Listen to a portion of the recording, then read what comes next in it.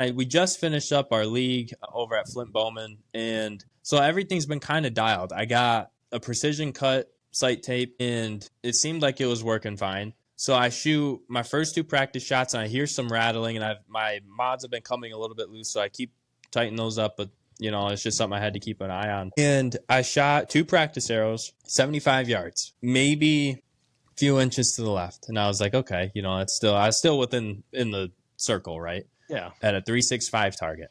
So I put my bow down.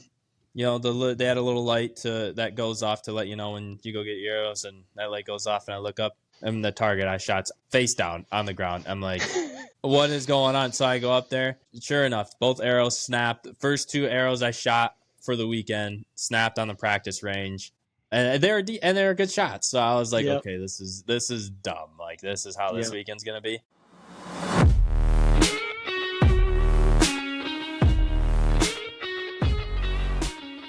The In Creation podcast is brought to you by QAD, Quality Archery Designs. If you want to talk about a partnership that is rooted in faith, this is one. QAD is on mission for God.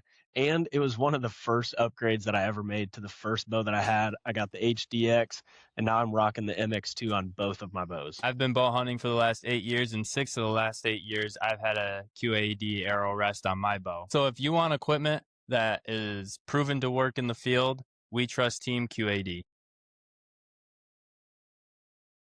All right. Well, welcome to the In Creation podcast, episode 16, where we talk all things Christ and our obsession for bow hunting and archery. Hey, guys, thanks for joining us. As always, be sure to follow, subscribe, whatever it is with that platform you're listening or streaming on. Give us a like, drop us a comment. Let us know how we're doing. Give us a review so that we can get this podcast out to more bow hunters, outdoorsmen, and believers to be a greater encouragement to this community. And Ryker, if they have any other questions, what do they need to do? Yeah, you guys need to text True Life to 97,000. It's going to send you a text link, and you click on that link. It's just going to give you more resources about the gospel in your hands. Yep. Hey, and I'm gonna keep plugging this, but Deer Camp Stories, the form is live. Be sure to be submitting those stories. We want to put out content this fall, just short little episodes from you telling your stories about deer camp. My goal is to at least put out 1 episode every week with somebody's story.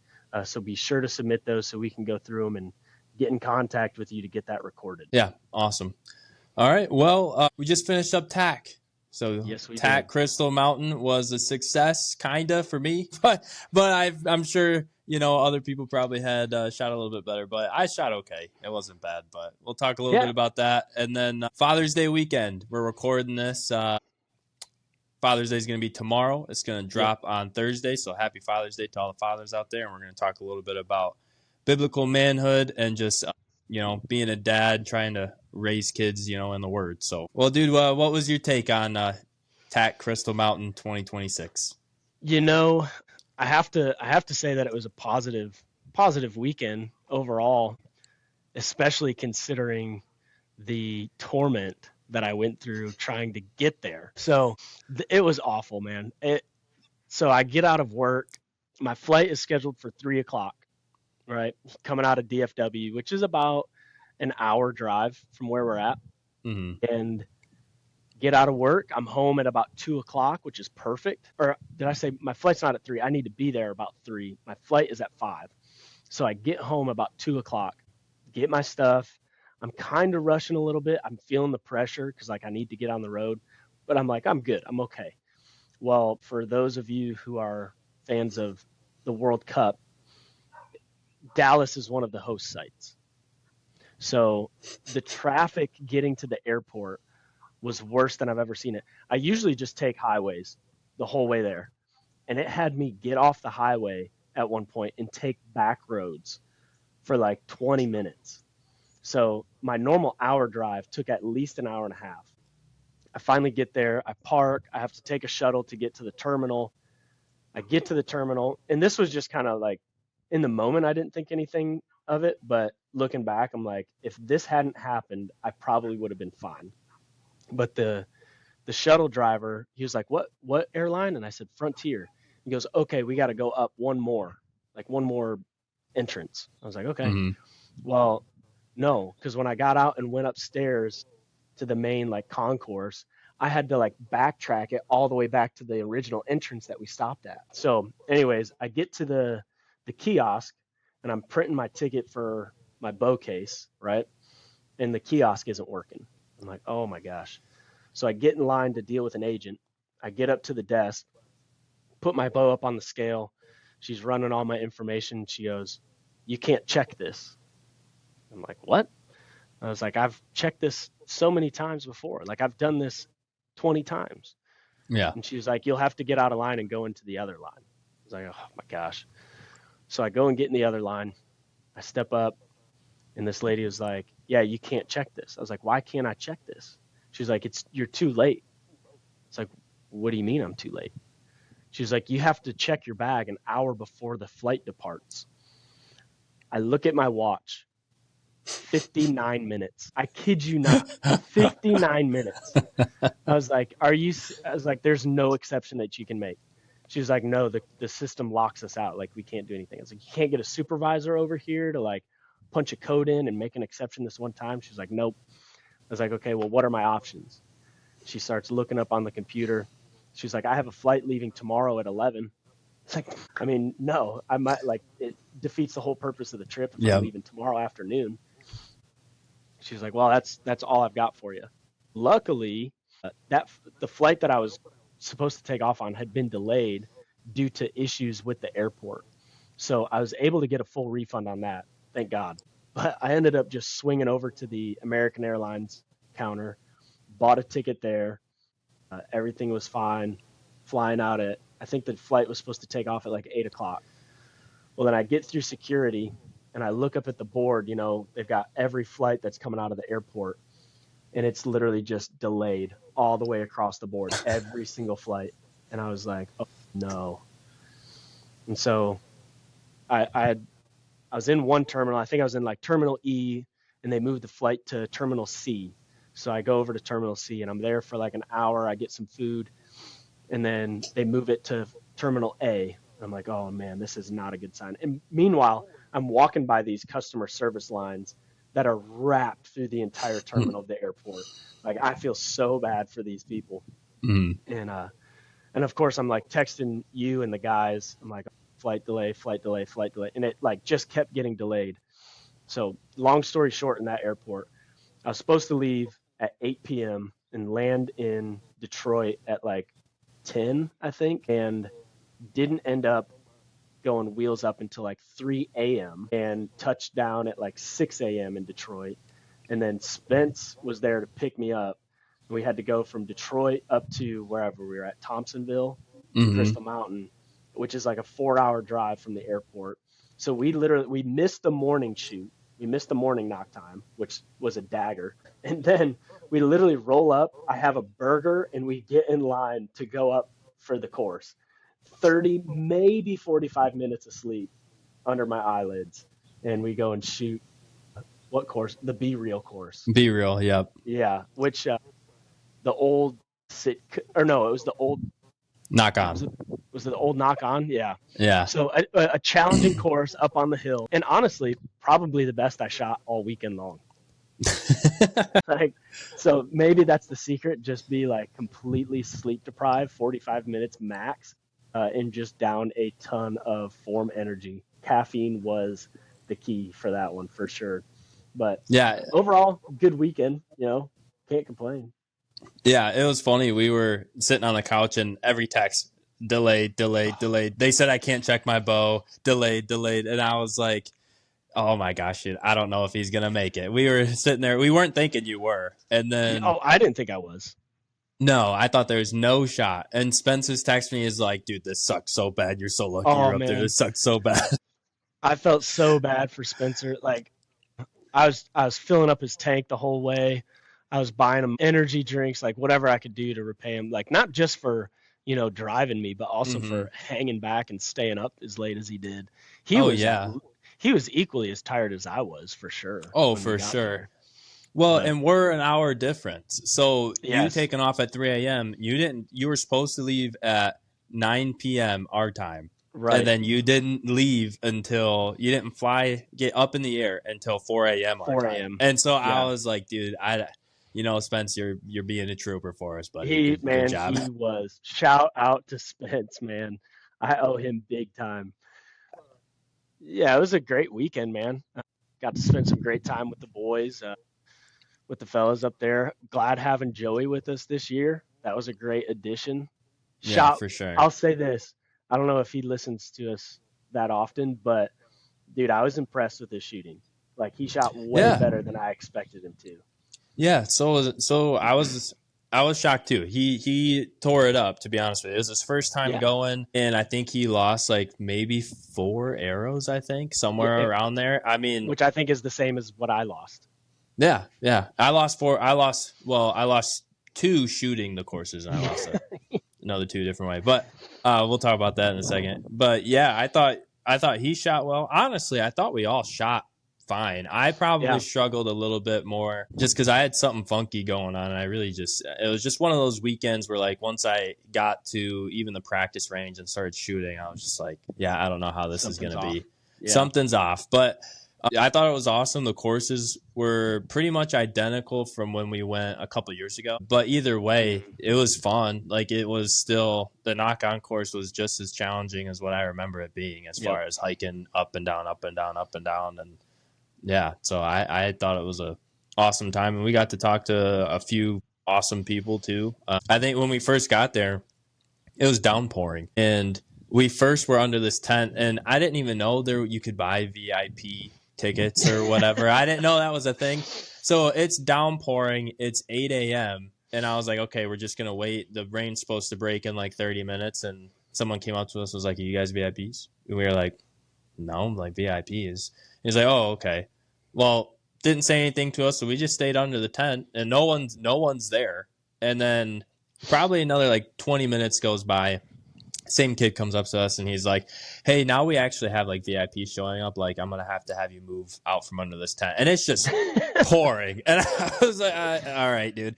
But luckily, Kevin was at the dial booth. So we walked over there, and we were like, hey, is it cool if we like hang out with you? He's like, come on in. So then we got to talk to him and one other gentleman. I can't remember his name, who was with Kevin, but he was a cool dude too.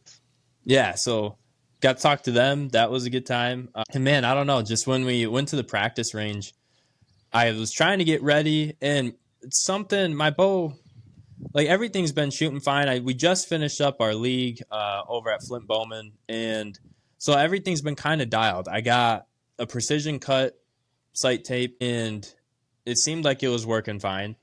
So I shoot my first 2 practice shots, and I hear some rattling, and my mods have been coming a little bit loose, so I keep tightening those up, but it's just something I had to keep an eye on. And I shot 2 practice arrows, 75 yards, maybe a few inches to the left. And I was like, okay, I was still within in the circle, right? Yeah. At a 365 target. So I put my bow down. They had a little light that goes off to let you know when you go get your arrows, and that light goes off, and I look up, and the target I shot's face down on the ground. I'm like, what is going on? So I go up there. Sure enough, both arrows snapped. The first 2 arrows I shot for the weekend snapped on the practice range, and they were good shots. So I was like, okay, this is dumb. Like, this is how this weekend's gonna be. But yeah, and then other than that, shot okay. My third axis, I was looking at it again today. I think I shot in my third axis at the beginning of the year. At the beginning of the year, I had my bow dialed. It was freaking money. I had the generic sight tape on there, and it was perfect. And then, I had some string stretch. The only thing I could think that I did different was tighten up the cables, which that shouldn't be a big deal. Timing's on. Everything was fine. But yeah, and then my third axis was off. I didn't check that before I left because I sighted it in, a little while ago.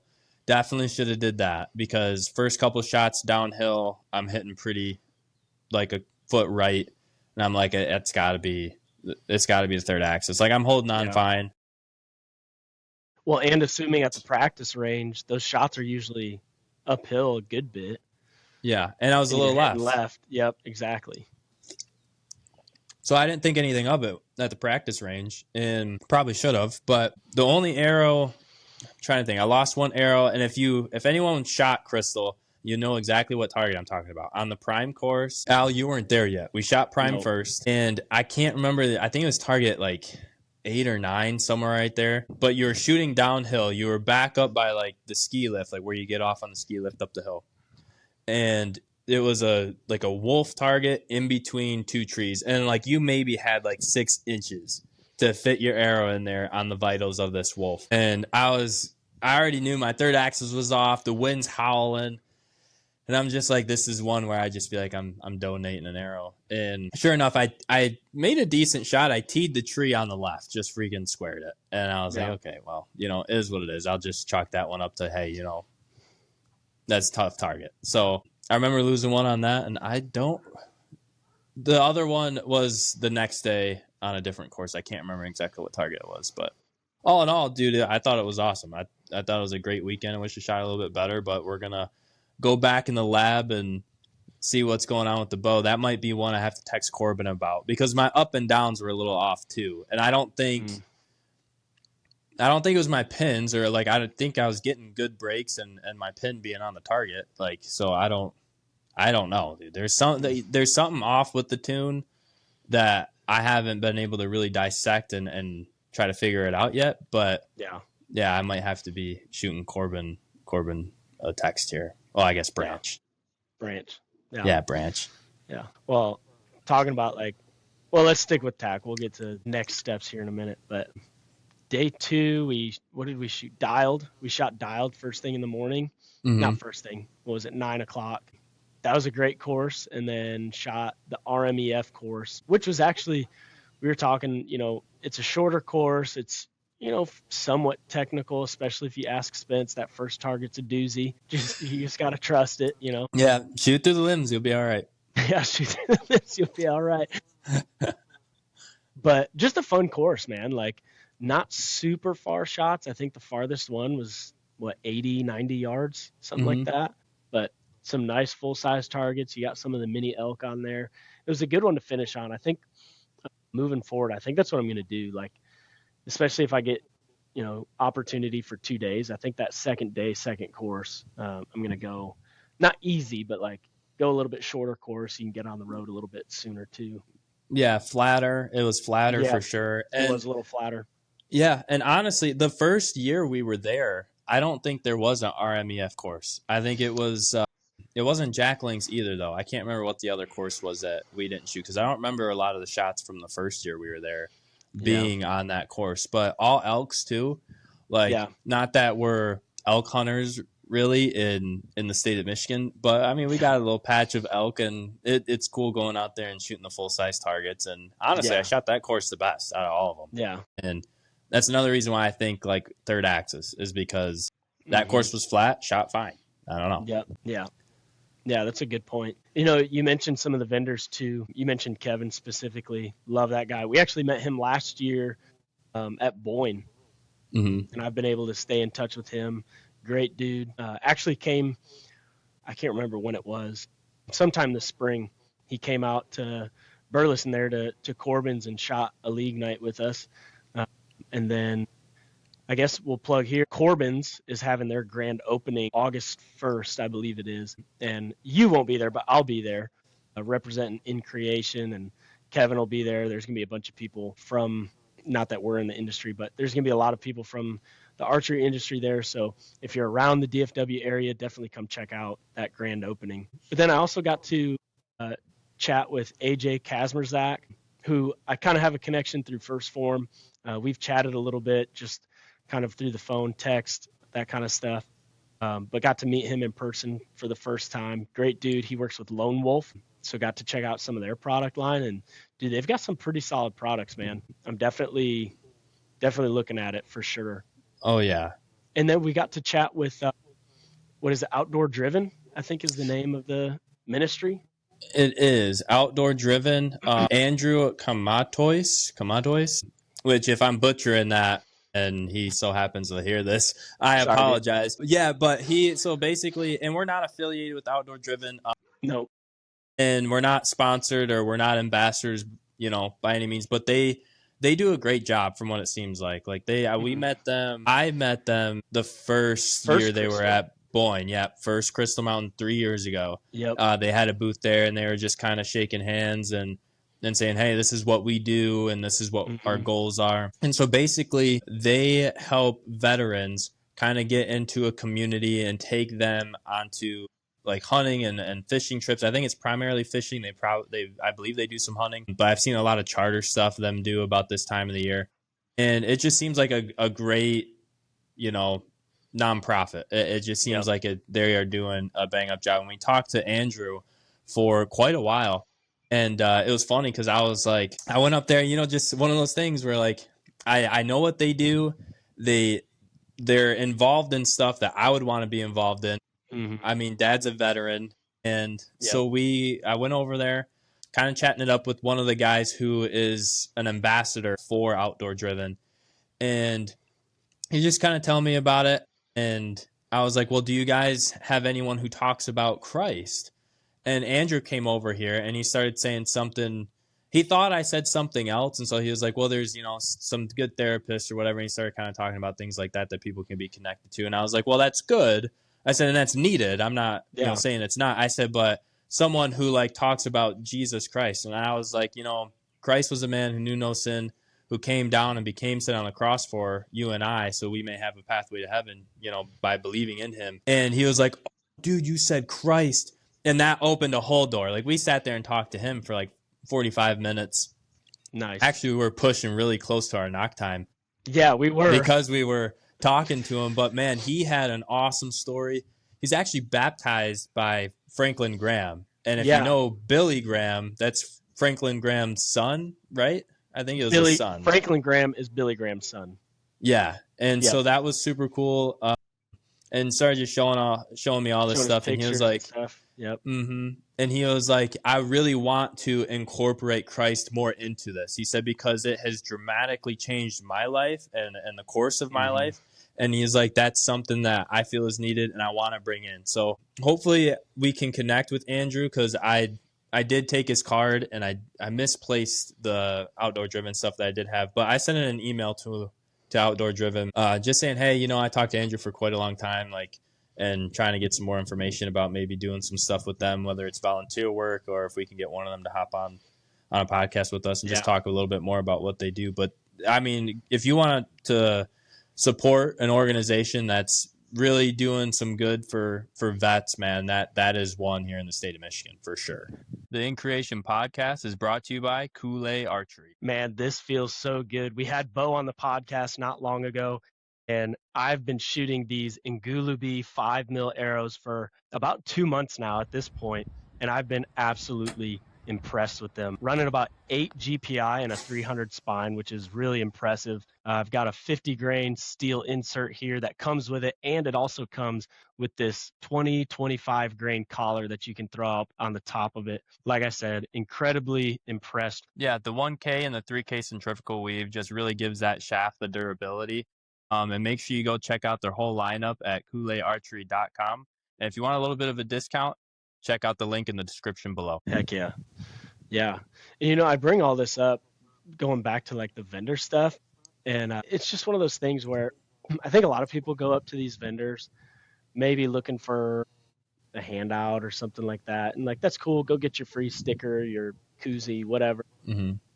But like, these people are phenomenal. Like, for the most part, I can't speak for every single vendor that's out there, but the guys that we meet, it just seems like everybody's there to help.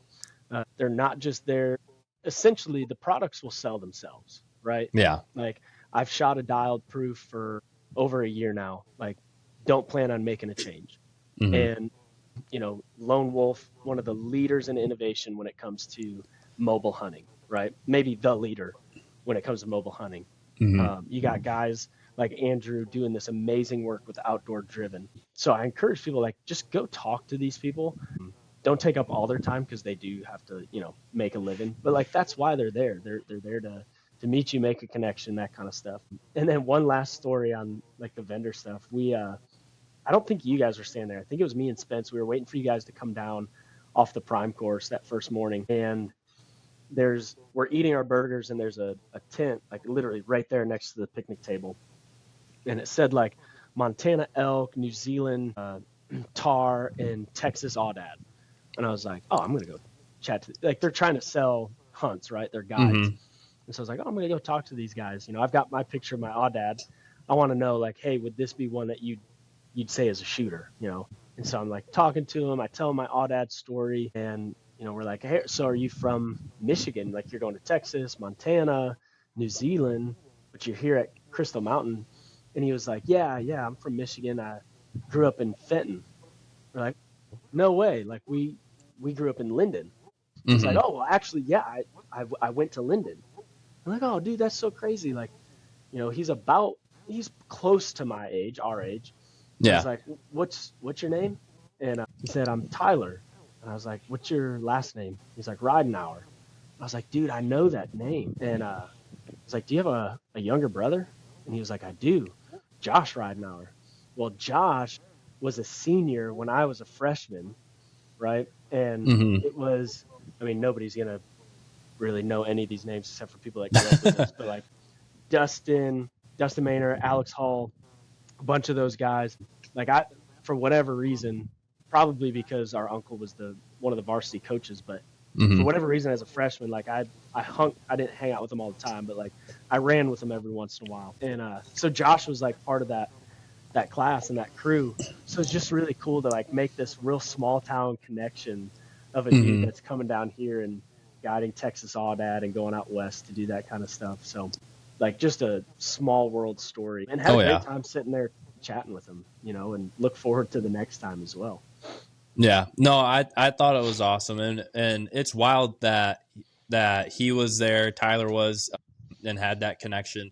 And also, dude, even like the people who work at TAC, Mm-hmm. like everything everyone's awesome. Like Yeah. there's, at least like I said, the people that we talked to, everyone was cool. Like, you'll go have the Mm-hmm. conversation, go make the connection. I talked to Scott from Dialed last year for like an hour and a half, dude, just talking about, you know, the start of the product, how the business started, and yeah, those are the conversations that I honestly enjoy the most. Like, you Yeah. got a cool product, everyone knows your product's awesome. Like you said, it's gonna sell itself. Yep. But these guys come to these, you know, to be a vendor at these places and to really get the story on how they started and Yeah. talk about like what they had to went through to build the business or build the product, dude. Yeah. They're some cool, wild stories for sure. Oh yeah. Yeah. I always love that part, man. Yeah, 100%. So yeah, Wait, well, you got go anything ahead. else on TAC? Yeah, we'll give a little bit a shout out here. The last, you know, we went the first night when you were having your issues too. The last thing I'll say is we got to go out and hang out with the Sunrise crew from Sunrise Archery here in Fenton. Oh yeah. And dude, just great dudes to go hang out with for a night, you know, and just kind of, you know, have a couple drinks and just kind of, you know, shoot the crap for a while. Like, great Oh dude. yeah. So if anyone needs any sort of QAD product, man, and you're around the Fenton area, like, go hit up those guys. Those guys are great dudes over there. So Yeah. Hey, another testament to those guys.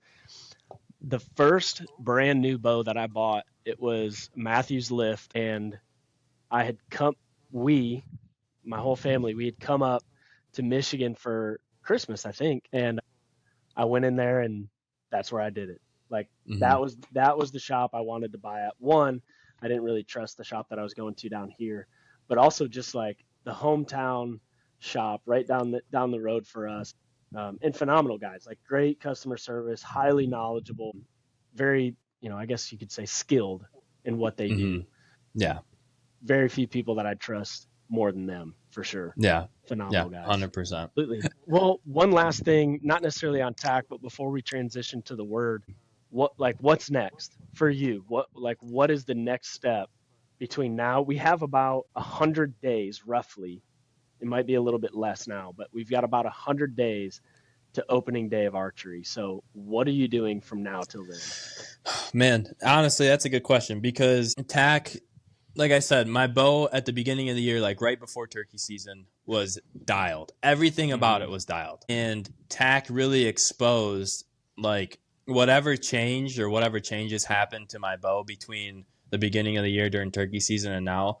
TAC exposed me big time. And like you're starting from so scratch. now, Any change you make, you're basically starting from scratch.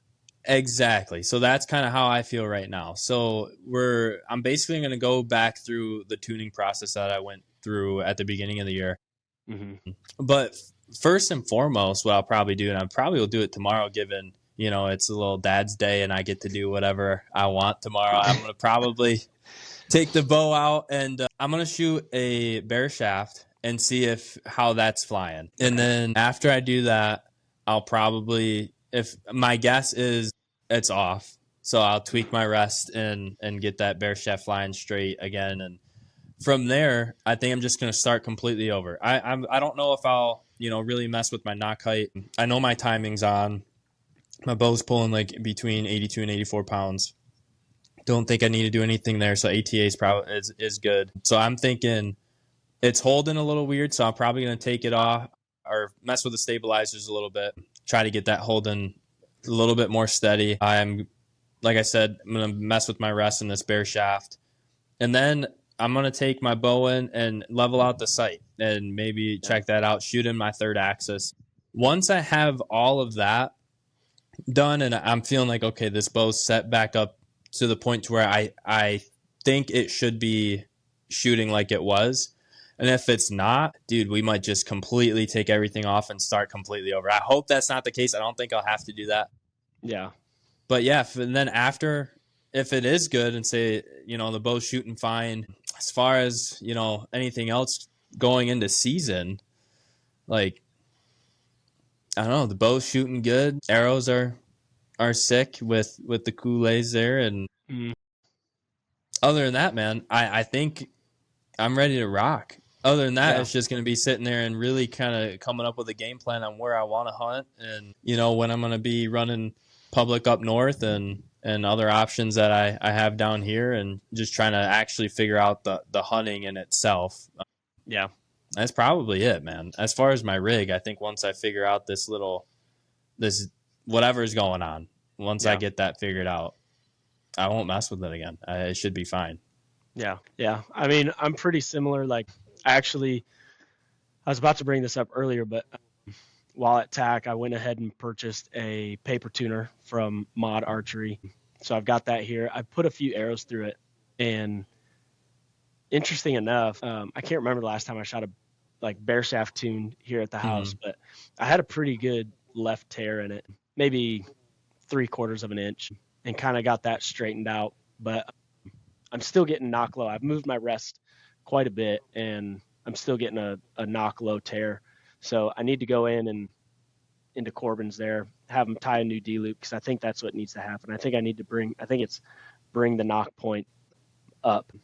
So I need to go do that because I don't want to move my rest. Like, I've moved it pretty much a full turn, which is in my mind, it's just way too much. So I need to go do that, but I'm feeling pretty good. I got new strings on not long ago. Like you said, it's just kind of like fine tuning some stuff. Right now I'm shooting these Ngula bees. We'll talk more as we get closer to season of our setup, but I might check out some 4 mils. I know that you were talking about checking out the 4 mils. So just kind of dialing that kind of stuff in. And I sold my saddle with the intent to upgrade it, and I have yet to upgrade it. So need to upgrade that. I know we have 100 days or so, but it just already feel the pressure of like, oh, I got to get this done.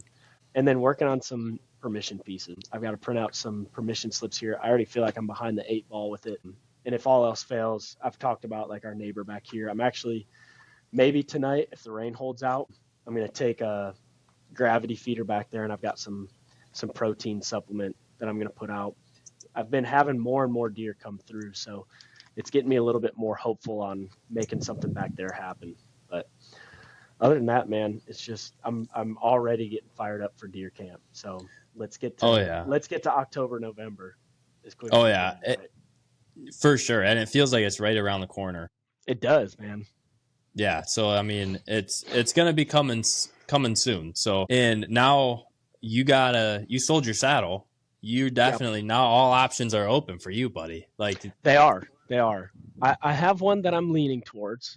Like, I sold my other one with the intent to buy this one specific one, but yeah, doors open.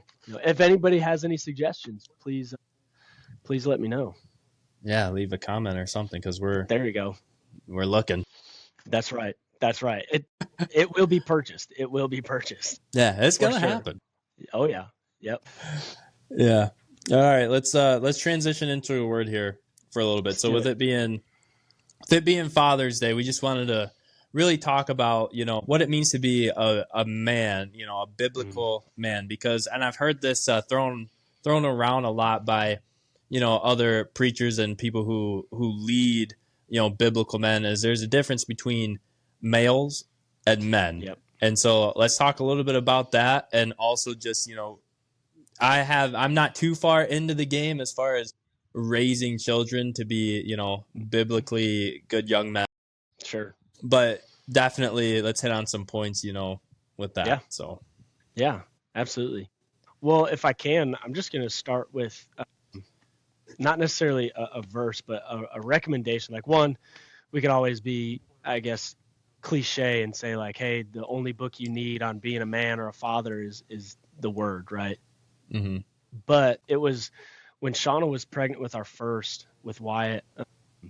Man, I don't know if you felt this way, but I just felt not necessarily inadequate, but just very underprepared, very ill-equipped to be a dad. It's something that I've always wanted to be, right? Like I was very excited, Mm-hmm. but it was like once it was real, it was like, oh man, can I do this? And it was actually a couple recommendations from my best friend Eric. He recommended Fathered by God. That was the first one he recommended, by John Eldridge, and then another one by John Eldridge, which is Wild at Heart. And having read both of them now, I would recommend like read Wild at Heart. That's for any man. Mm-hmm. But then if you're going to be a dad, like definitely check out Fathered by God. But that book, specifically Wild at Heart, kind of just completely shifted my thought process and mindset around being a man of God. And just even in general, just being a man in general, because we have so many things in our society that tells us what men should do and what men should be and what makes a man. And apparently now anybody can be a man, which we know is 100% false. Just simply like we don't even have to go very far. Like it's literally chapter 1 and 2 in Genesis. We know Mm-hmm. that that's not the case. But not to get on that soapbox, but really that book just really shifted a lot of my perspective. I thought that I need to know everything so that I can pass it on to my son. And so when she first got pregnant, it was like I went all in on all the DIY projects that I could do. I started changing my own oil. Like I did anything and everything that I could on my own. And it wasn't for a while until after I read that book that I realized, like, well, pump the brakes. Like, it's good to know those things. Mm-hmm. 100% it's good to know. It was one of the reasons why I stepped back into hunting, right? Like, oh, I need to teach my son how to hunt. Like, this is important. And yes, those things are great. Those things are important. You should absolutely pass them on to your child. But also don't be afraid to not know it and learn it together. A buddy of mine here at our church, we met at one of our gauntlet sessions, and the first session was just simply manhood. Like that was the topic, was just manhood in general. And Mm-hmm. he was, I don't want to say that he was new to the faith, that might not be accurate, but he struggled with like, I don't really know much, and I've got a teenage son, and he's asking me questions, and I don't know the answer to all those questions, and he's like, it feels, guilty and shameful that I don't know these things, so that I can tell him. I'm like, dude, this is such an awesome opportunity to just be like, hey man, we're not going to know everything, but you know what we can Mm-hmm. do? We can sit down and open this book and figure it out together. And Yeah. like, that's a rare opportunity that people seldom take. You know what I mean? They'd rather just be like, oh, well, I don't know it, so you're not going to need to know it. And it's just a very prideful thing. Yeah, for But I know sure. you've been kind of listening to some of Joby Martin's stuff, and I absolutely love Joby. I know he Mm-hmm. just came out with a book that you had mentioned. I guess I don't know when he came out with it. I think it was fairly recently. Yeah. Yeah, I think it was somewhat recent. And honestly, I haven't. You've mentioned Joby Martin to me before, Mm-hmm. And this was just something I came across. Was he came out with the book Stand Firm and Act Like Men. Yep. And I haven't read the book or anything, but I came across the podcast. I guess it's a podcast. It's a video of him and like 10 other guys sitting around a table and they're just talking what it means to be like a biblical man. And what caught my eye was the people who were around the table, which like one was Matt Chandler. I love listening to Matt Chandler. Right now, that's like someone I just listen to on a consistent basis. Tim Tebow. I mean, if you were a high school football player pretty much in around my time, he was one of your like dudes that you looked up to. Like I was a quarterback when I was in 7th grade, and that was right around peak Tim Tebow time. So I was all in, number 15, like let's rock and roll. Michael Waddell, who is just a freaking straight killer. So yep. And then oddly enough was the comedian Jeff Foxworthy. And so he was on there, and there was obviously some more people that I don't quite know their names that, you know, were relatively well known in whatever field they were in. But yeah, man, they were just sitting around a table having a conversation, and I clicked on it, and it was like 3 hours. Took me a few days to get through it, but it was awesome. A lot of good just nuggets in there about, you know, being a man and, you know, what it means. A couple of them are fathers, and, you know, talking about being a dad and just what it means to walk in your faith and trying to be that, you know, man that God called you to be. And it's a struggle because a lot of times men, we think that we're not equipped or we're not adequate to, you know, do what God called us to do. Yeah. And so basically it was a lot of just, you know, encouragement and things like that. Because frankly, like if you're a man, you think, you know, I don't know if I can do this. One of the things I think they said was, once you come to the terms with, no, dude, you're not qualified, but know what? Once you're in Christ and then you know, become qualified by putting your identity in him, then that stuff just kind of started flowing once I heard that. And that couldn't be more true, you know? Yeah. Well, 100%. Well, for anybody that's looking for where that stand firm and act like men, it's 1 Corinthians 16:13. The full verse says, "Be alert, stand firm in the faith, be brave, be strong." And I know "be strong" there at the end. Most translations, I don't even know what translation I'm reading from.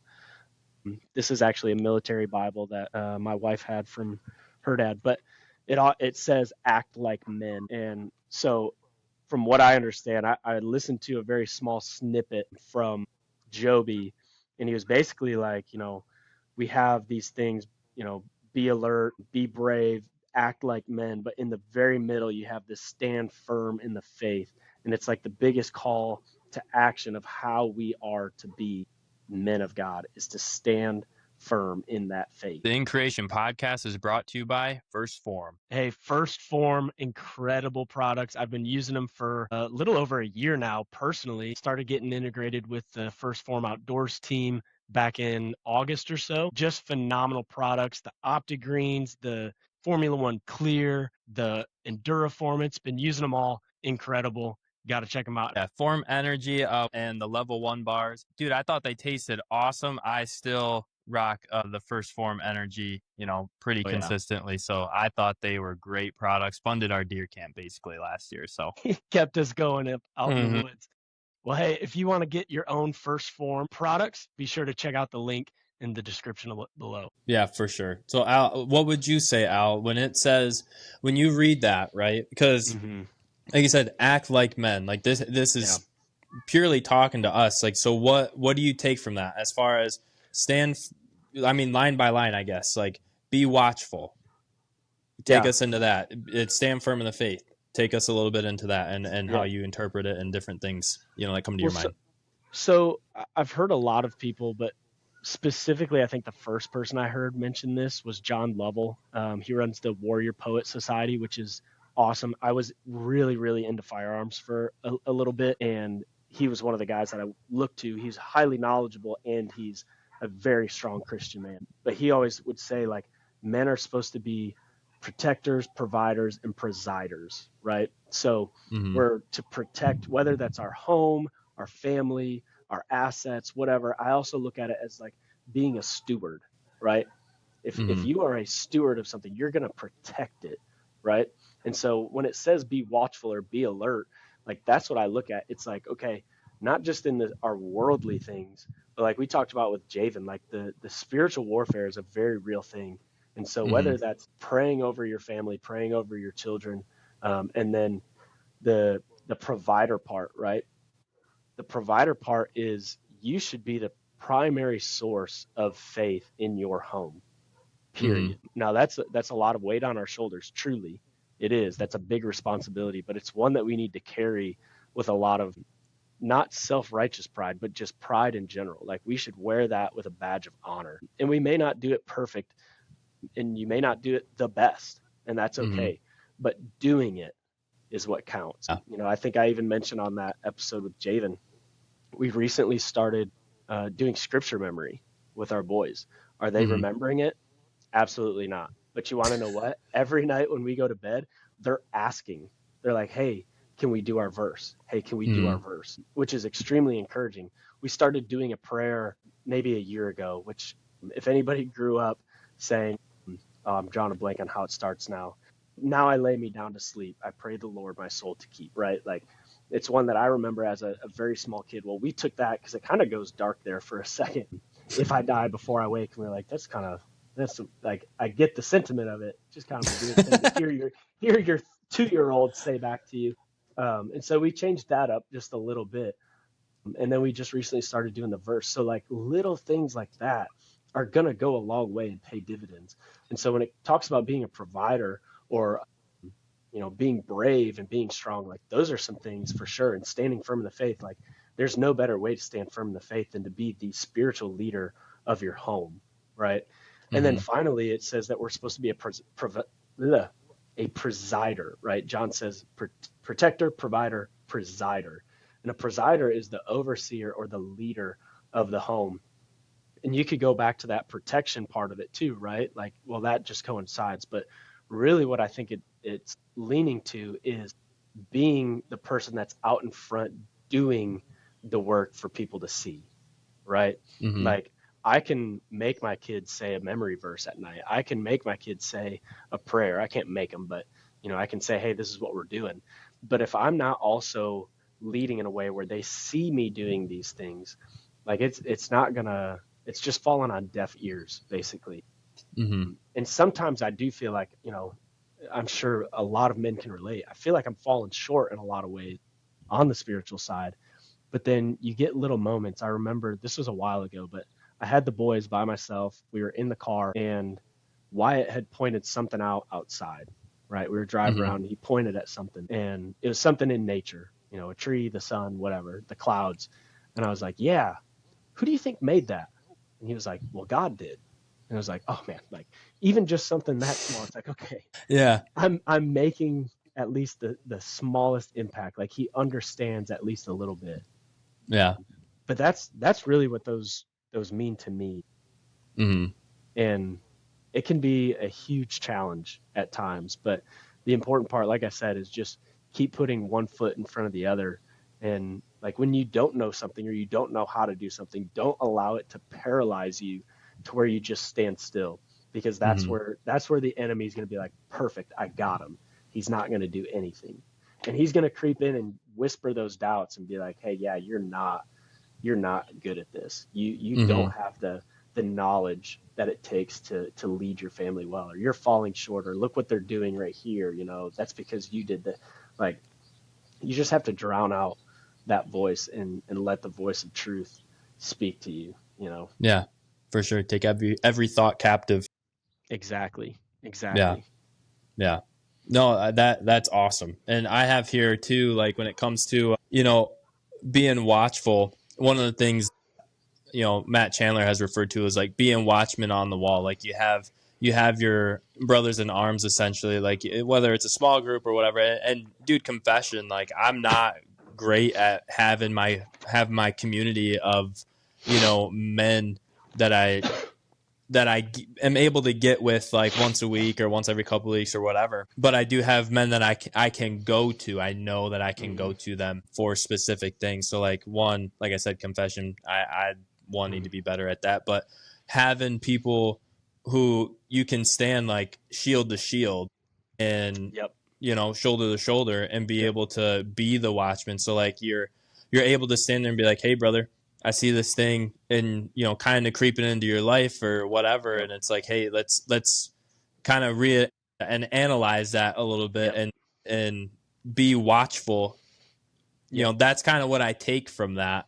Stand firm in the faith, man. That's like, there's plenty of times where, like you said, that doubt creeps in your mind. And at this point in my walk, and when doubt creeps into my mind, or like I'm struggling with certain things, to stand firm in the faith, like going to Christ, going to the Word, that at this point is all I have. Like that's just second nature to me now, because like, when you have that faith that's gone through the fire, like that's where you can go be grounded at when those thoughts creep into your mind. Like, I'm not good enough for this.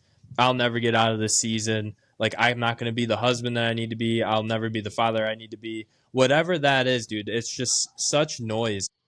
Yeah. And dude, one of the things is like, one of the illustrations that were depicted in the podcast that we just mentioned was this man had his first son, and he's like looking at his son and he's holding him, and his dad came up behind him and he was like, yeah, what do you think, son? And he's looking at him, he's like, Dad, I love him so much it hurts. And he was like, well, now you finally understand how I felt when I had you. And then, so think about that chain reaction. Every man could probably comprehend that illustration.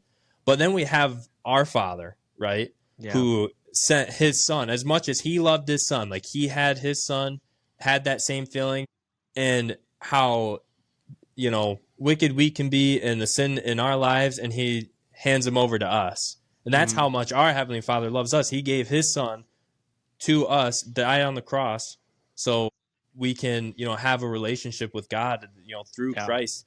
And so when you think of, that depiction there, it's like, dang, dude, like that's how much he loves us. The Heavenly Father's looking at us saying, I love him so much it hurts. Yeah, for sure. So, well, it's something that I guess kind of struggled with for so long. I mentioned this earlier, is like, society tells us so many different ways that a boy becomes a man, right? Like, it's when you get your driver's license, when you turn 18, when you turn 21, it's when you have sex for the first time, it's when you get married, it's when you have a kid. And there's someone that's fairly close with me. It's like every time I hit a certain milestone, they would say, kind of tongue in cheek, jokingly, like, welcome to adulthood. And it was like, it always kind of rubbed me the wrong way, because it's like, you've told me this like 6 times now. Like, when am I actually in adulthood then? Like, when do I become an adult? And, that's something that I'm working through for my boys, is to kind of give them some of those rites of passages, so that when they leave our house, they know I am a man because of X, Y, and Z. And like I said, I'm working through a book. I've been working through it for way too long, but it's called The Intentional Father. John Tyson, he has some incredible material about exactly that, just kind of rites of passages. But when it comes to me specifically, like when I'm trying to figure out, okay, what does it mean for me to be a man, and specifically a man of God, right? Like I turn back to the very beginning, right? God created man in his own image. And so if I need to know what it means to be a man, or how a man should act and carry himself, all I do is look at the character of God, right? We are to reflect the image of Christ day in and day out in everything that we do. And so amen. That's it. That's all it is to me, right? And it's taking the responsibility and knowing that, one, that's what I'm trying to imitate, right? And then I also have the Holy Spirit to convict me when I'm not imitating that, right? Yeah. And that's essentially what integrity is, right? Like the Holy Spirit is a tool for integrity, basically. And I think a lot of times, there's kind of like this, we'll call it a war on masculinity in our culture. At least there has been for quite some time now. And so I think a lot of times men try to be a little bit more timid and passive. And I'm just here to tell you, like, you don't have to be passive. Don't be, aggressive. You don't have to be, confrontational. You don't have to be a jerk. That's not what you should be, actually. That's not what a man is. A man is not a jerk. Mm-hmm. But there's in Exodus 15, I think it's verse 3, it says, the Lord is a warrior. The Lord is his name. So if I'm supposed to reflect the image of God, if I'm made in his image, dude, I'm a freaking warrior. And I don't know about you. But I don't look at a warrior and think like, yeah, he's probably a pretty gentle guy, right? Yeah. Like, Yeah. there's times where we're gentle, absolutely. Like, we're not on the battlefield 24/7, right? Yeah. But it's like, when it's time to go, you better be ready. And that's exactly what I get from 1 Corinthians 16:13. It's like, dude, you're a warrior made in the image of God, so you better be prepared for battle at a moment's notice. Yeah. Be ready to grab your courage and go to war. You know what? I think that needs to be added to the next translation. Be watchful, stand firm in the faith, grab your courage, and act like a man. I'm going to talk to somebody about that. Yeah. We got to get, someone on the phone with some sort of authority. Yeah, I don't know who it is, but we're getting on the phone with them. Yeah, no, and that's the thing too. Like, people, especially when you look, and if someone's guided by what the world says is a man, like, you're completely going to be taken down this path that is so wrong. Because, and dude, frankly, I've gone down it. Like, I've gotten a taste of what that path is, and it is not anything that you want to be a part of. Like, when you were talking about being a man, the ultimate man that we can look at for, any sort of, advice or see how a man is supposed to be, that's Christ, right? And dude, so the world will tell you, like, you got to be big and strong for the sake of being big and strong. You have to have pride in yourself to where if you think someone looks at you the wrong way or steps up to you, you got to be ready to knock them out. Like, you got to be able, you got to be able to down more beers than the man next to you. Like, whatever it is, dude, whether, like, you can just keep going. The list just keeps on going. Yeah. And when you look at that and you're like, okay, well, that has nothing positive as far as an outcome for my life. Like, if I follow those things, you can be the manliest man that by the world standards. But unless you're looking at Christ and submitting yourself to him, dude, you're not a man at all. Like, and it takes a while to really, like, comprehend that. But that actually leads awesome to what I have here. And that's Matthew 5:5. And it says, blessed are the meek, for they shall inherit for they shall inherit the earth, right? And so people hear meek and they think that it's like being soft. Like, what's being meek? Like, you might think of like a little scrawny kid like sitting in the corner who's like shy to say anything. And I have here meekness. One of the definitions of it is actually like a strong athletic horse that possesses the ability to bolt or buck, but chooses to remain calm and obey subtle rein cues. It requires self-control, discipline, and a trusting partnership.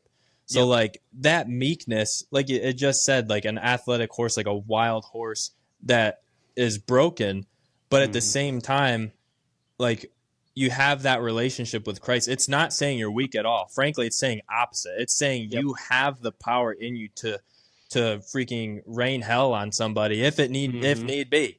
But instead of just acting, on a whim or with our instincts as, just broken people in this world. No, you are under a control of Christ, or you're allowing yourself to be under control of Christ. And it's like, okay, let's rein it in here, have some self-control, have some discipline, and have that trusting partnership with the Lord.